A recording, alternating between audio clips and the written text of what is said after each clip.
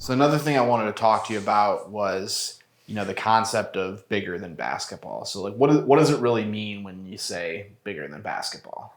Our program is really built on that, like bigger than basketball. So um, I want to use our program as a platform to help kids in all areas of their life. And I know that's like cliche, like a lot of programs say that, and that's good. I hope a lot of programs are doing that. But bigger than basketball means like we're using the platform of youth basketball to shape young men and women. We're getting into the girls side too now, because it's such a platform to be able to do that.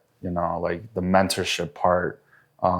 We have the attention of these kids, and they want to make their coaches proud, and they want to do good by their coaches. So like we want to use that for helping them emotionally, spiritually, mentally, on the game and out of the game. I recently just got to go to a wedding of one of the first kids I coached. It's amazing that he invited me to his wedding, so that meant so much to me. And like, he read a quote at one of the first Playmaker camps I ever did. Before it was a program, I used to call my camps in Chicago Playmaker University camps. And he read a quote about like, the man in the arena, and we talked about bigger than basketball, and that was in 2016.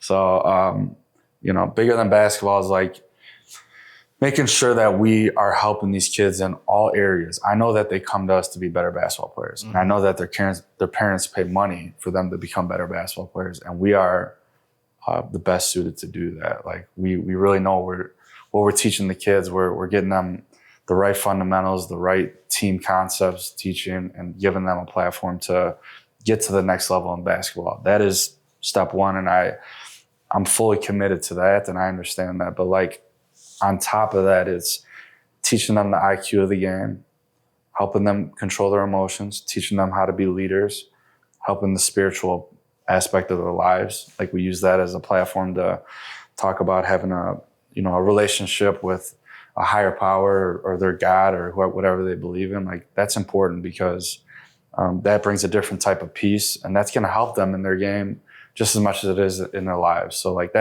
all that stuff's important to me. I struggled when the game of basketball left my life as far as playing. And it's because I never had those sorts of things taught to me. And so like, I want to make sure that I'm doing that in my program. Yeah, absolutely. I think that it's interesting. It's like, I consider myself somewhat agnostic or whatever. I'm not like maybe a little bit spiritual, but not, never been really into church going, things of that nature. But there's a common theme out there, and some people might look lightly upon it, but there's a lot of NBA players, a lot of MLB players, pro athletes that the first thing they do is thank God for their performance. Yeah. So there's something there. Like it's very interesting to me how many people, and so what it makes you think is, regardless of whether God's helping you with your performance or not, having that spiritual side may make you a more well-rounded person. Absolutely. And then make you better at basketball or better at, your sport because of that. Absolutely. I mean, first of all, it puts basketball or whatever sport you're playing in its proper place, right? Like when you have a spirituality, basketball becomes a little bit smaller than maybe it was, on your mind.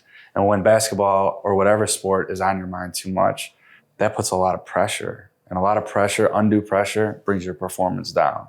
So like just the spiritual part, to your point, like it helps performance based on the fact that like it puts it into its proper place. It takes the pressure off because you're not so performance oriented. Like you understand like there's more to life than just basketball. And ultimately, it helps their performance, which is the reason that they first signed up for the programs. Like that part of it it's a good thing for all the kids to get. Yeah. Yeah. So when it comes to the basketball part of things, what really is most important to focus on for developing players to get to the next level? So it's like multiple phases, right? Like there's things that they should do in the off season, and then there's things that they should focus on during the season. In the off season, it's building those skills, like training hard, working on their fundamentals, working on their body, I talk to our kids all the time, even at the younger ages, about developing their bodies the right way. I call it basketball performance training. And it's like a combination of, like speed and agility, plyometrics, a little bit of strength training along with your skills.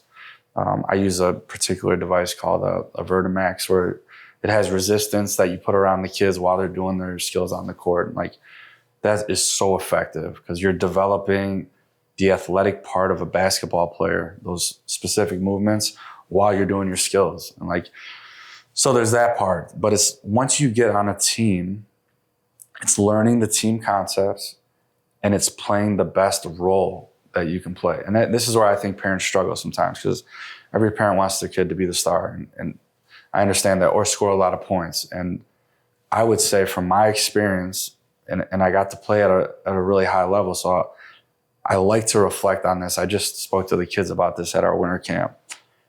I wasn't even a scorer until I got to high school. I was not, like, in my AAU teams growing up at 5th, 6th, 7th, 8th grade, I like never scored ever. Mm-hmm. Like, I broke the press. I was really good at ball handling.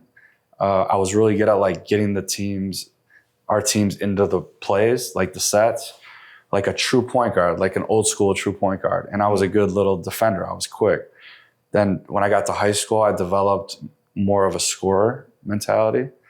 Then when I got to college, defense was my weakness. So like I focused on defense, and that became my strength, like on-ball defense. So like at every level, I kept developing different parts of my game. But if my parents would have been focused in 5th grade on getting me in a spot where I was scoring the most points, I would have never developed in that way. And I think I would have never got to the levels I got to. So my hope is that parents and kids in our program will embrace whatever role they have on that team that year.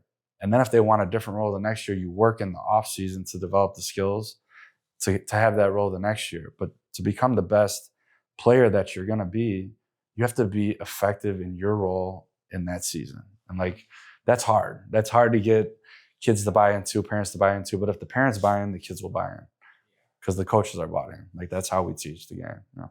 I really enjoyed our conversation here today. I'm looking forward to, continuing in the future with more podcasts, possibly bringing on some guests and things of that nature. Yeah. How'd you feel this went? It was cool. Yeah, this is my first time doing something like this. I hope this becomes like a platform for us, or whoever we bring on, to communicate to parents like the things that they want to hear about. And I like sharing and reflecting on this sort of stuff. Like, I understand that our program, we're dealing with 3 important things to parents: is their time, their money, and their kids. So like, I take that very seriously. And I understand that as I get older and more experience running my own program, like, communication is the most important thing. And I want to communicate in the best way I can. And maybe this can be a platform to do so. So I want to start to open it up for parents to maybe share the things that they want to hear about. And I thought this was really good. I appreciate you doing this. Like, yeah, I like absolutely. It was a great time. Yeah. All right. Well, looking forward to future conversations. Yeah, sounds good.